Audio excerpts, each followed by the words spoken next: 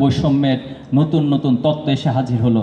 নতুন লেবাসের মধ্য দিয়ে বৈষম্য এবং স্বৈরাচারী মনোভাব পাকিস্তানি শাসকদের মধ্যে লক্ষ্য করেছি। তারই ধারাবাহিকতায় 1971 সালে আমাদের এ জমিনের কৃষক, শ্রমিক, মজুর, ছাত্র জনতা সকলে জীবন দিয়ে স্বাধীনতা অর্জন করেছে। কিন্তু এখানেও আবার দুর্ভাগ্যের বিষয় হলো, পার্শ্ববর্তী একটি রাষ্ট্র তার আধিপত্যবাদ নীতির আলোকে আমাদের এই ভূখণ্ডকে স্বাধীন থাকতে দেয়নি।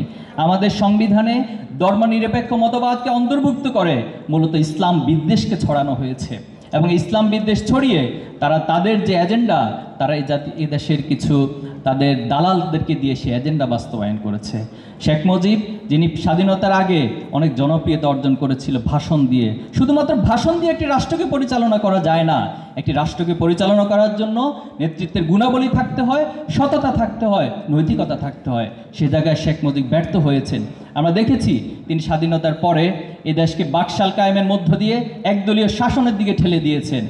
তারই ধারাবাহিকতায় 1974 সালে খুবই নির্মম এবং খুবই দুর্ভাগ্য যে একটি সুজলা সুফলা বাংলাদেশ, যার নদীমাতৃকতার মধ্য দিয়ে, পলিমাটির মধ্য দিয়ে অসাধারণ সম্ভাবনাময় একটি রাষ্ট্রকে দুর্ভিক্ষের দিকে ঠেলে দেওয়া হয়েছে। আজও সেই দুর্ভিক্ষের সেই করাল যে গ্লানি, সেটা জাতির সামনে উন্মোচন হয় নাই। কি কারণ ছিল, কি প্রেক্ষাপট ছিল, সেটা নিয়ে খুব বেশি কাজ আমরা কোনো সাহিত্যিক অথবা কোনো যারা বুদ্ধিজীবী রয়েছে, শিক্ষাবিদ রয়েছে, তাদের মাঝে খুঁজে পাই না। আমি আশা করব সেই দুর্ভিক্ষের কারণ কী ছিল, এটা আগামী প্রজন্ম অবশ্যই উদ্ঘাটন করবেন এবং ভবিষ্যতের জন্য শিক্ষা গ্রহণ করবেন। তারই প্রেক্ষাপটে আমরা দেখেছি যে এই যে জুলুম নির্যাতন, আবার নতুন মাতৃকতা, নতুন পোশাকে আবির্ভাব হয়েছে। এখানে সেনা অভ্যুত্থানের মধ্য দিয়ে শেখ মুজিবকে পরবর্তীতে এই রাষ্ট্র থেকে সরিয়ে দেওয়া হয়েছিল। এবং এরপরও আমরা দেখেছি একটা অস্থিরতাময় সমাজ, রাজনৈতিকভাবে অস্থিরতা, অর্থনৈতিকভাবে অস্থিরতা বিরাজ করেছিল। এমন একটি পরিবেশে ইসলামী ছাত্র শিবিরের কতিপয় ভাই ঢাকা বিশ্ববিদ্যালয়ের কেন্দ্রীয় জামে মসজিদে একত্রিত হয়েছেন। তাদের সকলের চোখে মুখে স্বপ্ন ছিল, তাদের অন্তরের মধ্যে সাহস ছিল। সে ধারাবাহিকতা ঢাকা বিশ্ববিদ্যালয়ের কেন্দ্রীয় জামে মসজিদে 1977 সালের 6 ফেব্রুয়ারি ইসলামী ছাত্র শিবির যাত্রা শুরু করেছিল। প্রিয় উপস্থিতি, ছাত্র শিবিরের এই যাত্রা অনেক বেশি কঠিন ছিল আমাদের জন্য কখনোই সুখকর ছিল না। আমাদের সামগ্রিক কাজের যে সফলতা, এটি একটি পক্ষ কখনোই সহ্য করতে পারেনি।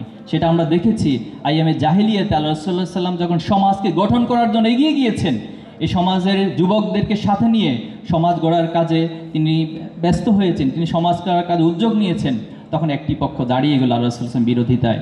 ইন দ্য সেম ওয়েতে আমাদেরকেও বাধা বিপত্তির মধ্য দিয়ে এই পথ পাড়ি দিতে হয়েছে। আমাদের প্রথম কেন্দ্রীয় সভাপতি শহীদ মীর কাসেম আলী ভাইকে নির্মমভাবে হত্যা করা হয়েছে। তিনি বাংলাদেশের জন্য একটি বড় সম্পদ ছিল। তিনি বাংলাদেশের অর্থনীতিকে একটি আমূল পরিবর্তনের দিকে নিয়ে যাচ্ছিলেন।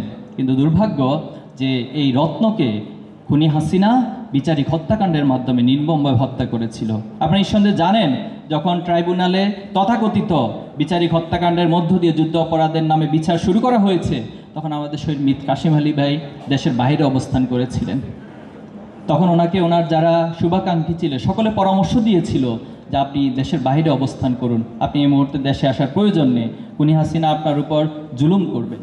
কিন্তু আমাদের মীর কাসেম আলী ভাই বলেছিলেন যে আল্লাহর আমার জন্য যেখানে মৃত্যু লিখে রেখেছেন সেখানে আমার মৃত্যু হবে।